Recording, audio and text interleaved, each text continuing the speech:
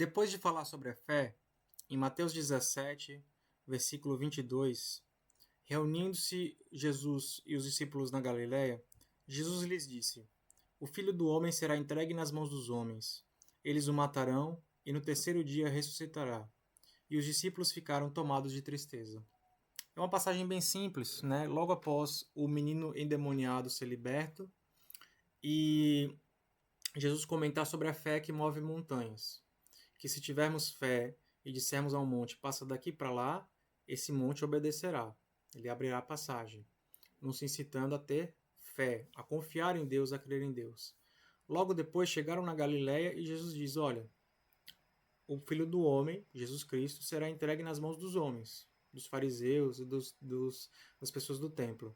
Eles o matarão e no terceiro dia o Filho do Homem, Jesus Cristo, ressuscitará. E eles ficaram tomados de tristeza. Então Jesus diz que ele morreria na mão dos homens e que ao terceiro dia ressuscitaria. E eles focaram na questão da morte. Acredito que não estava claro, né, que existiria a ressurreição, ou o motivo pelo qual a ressurreição aconteceria. Ninguém perguntou aqui, Jesus, como assim ressurreição? Mas eles ficaram tristes por aquilo que Jesus ia passar. Né? Pedro chegou a repreender Jesus em um determinado momento, dizendo: Jesus, isso não vai acontecer. E ele disse, Jesus disse: Olha, Pedro, arreda-te de mim, Satanás, né? Porque está cogitando coisas dos homens. Então aqui ninguém cogita questionar, eles só ficam tristes. E é um lembrete, assim como nós fazemos a Santa Ceia na igreja evangélica ou na igreja católica, né? Toma-se a hóstia, né? Que seria o pão. A gente precisa entender o que Jesus passou por nós. Que Jesus passou esse ministério de 3 anos curando pessoas, libertando cativos, divulgando a mensagem de amor. Hoje a gente passa a semana inteira pensando só no preço do gás, né, no preço da picanha. A gente passa o tempo todo com as nossas preocupações do dia a dia. E às vezes a gente não tem nem tempo de reservar um horário para Jesus. Por isso eu recomendo, meu irmão, lembre-se do que Jesus fez por nós. Ele foi morto. Ele não foi morto pelos homens por causa que os homens eram ruins. Ele foi morto por causa da minha maldade. Ele foi morto por causa da sua maldade. Jesus na cruz é Deus pagando a conta da sua maldade.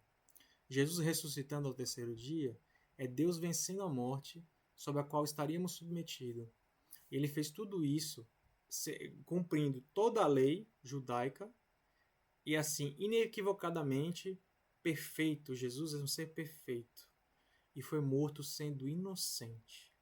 E através disso, o pecado de muitas pessoas, como eu e como você, podem ser perdoados. Então, busque mais a Jesus, meu irmão. Lembre-se do que ele fez por você. Lembre-se da Santa Ceia, no pão e no vinho. Lembre-se do que isso representa. Lembre-se da morte de Jesus, que foi uma morte de cruz. Ele foi cuspido, bateram nele, tapearam ele, disseram assim: Você não é o Cristo? Profetiza, quem é que está batendo em você? Humilharam ele de todas as formas. Chicotearam ele até arrancar o couro. Bateram nele todo o tempo. Colocaram nele uma coroa de espinhos. Zombaram, olha, o rei dos judeus com a coroa de espinhos, sangrando. Ele sendo o rei, merecendo todo tipo de louvor e adoração. Ele se submeteu a isso para que eu e você pudéssemos ser perdoados. E aí reflita então, quanto tempo da tua semana você dedica a Jesus? Quanto tempo do seu dia você dedica a Jesus? Esse é um chamado para você parar 15 minutos no seu dia. 20 minutos, 30. Se você não conseguir 30, dê 15.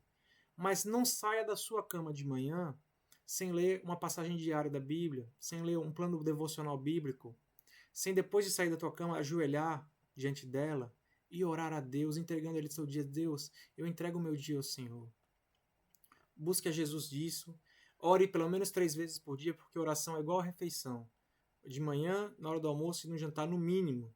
Faça 5, 6, faça quantos puder. Ore constantemente. Orai sem cessar, como diz o apóstolo Paulo. Mas ore, busque ao Senhor. Pelo que Ele fez por você e também porque essa busca significa. Essa busca significa tua intimidade com Deus, que você vai se santificar, que você vai deixar de pecar. É a santificação, né, que é necessária para a gente, crendo em Jesus, ser salvo. A gente não é salvo por causa da santificação, a gente é salvo por causa de Jesus Cristo, pela graça dele. Mas uma vez que você entendeu a mensagem de Jesus, é necessário você se santificar. Porque se você de fato crê na mensagem, você sabe que a santificação é necessária. Então busca Jesus, pelo sangue que foi derramado na cruz, pela sua vida. Ele te ama tanto que ele pagou o preço por você, ele perdoa você, ele cura você, constantemente te livra do mal em jeitos que você nem imagina. Imagina uma espécie de filme premonição, sabe? Que a morte está todo o tempo querendo explodir tudo, que alguma coisa vai acontecer. Você não tem ideia da quantidade de livramentos que Deus te dá todo dia. E às vezes a gente não consegue parar no nosso dia e dizer assim: poxa, eu tive um dia tranquilo. Obrigado, Senhor. Poxa, eu tive alguns problemas no trabalho, mas quer saber? Senhor, muito obrigado porque eu tenho um trabalho. Tive alguns problemas na minha família, mas quer saber? Jesus, muito obrigado porque eu tenho uma família. E entender que muitas vezes a mudança na nossa família, ela está na oração que eu faço ao Senhor e ela está em eu ser transformado pelo Senhor para ser um agente de Cristo. Lavar os pés dos irmãos. Viver uma vida de serviço em amor. Se lembre da cruz, meu irmão. Se lembre que ele morreu por sua causa e ele ressuscitou para te dar a vida. Busque Jesus. Se você já busca, busque um pouquinho mais. Ora um pouquinho mais. Jejua um pouquinho mais. Seja devoto de Jesus Cristo um pouquinho mais. Só mais um pouquinho a cada dia. Busca Jesus. Não tem uma pessoa na Terra que busque Jesus e depois diga: me arrependi de buscar Jesus. Não vai acontecer. Meu irmão, agarre isso com todas as suas forças. Busque Jesus.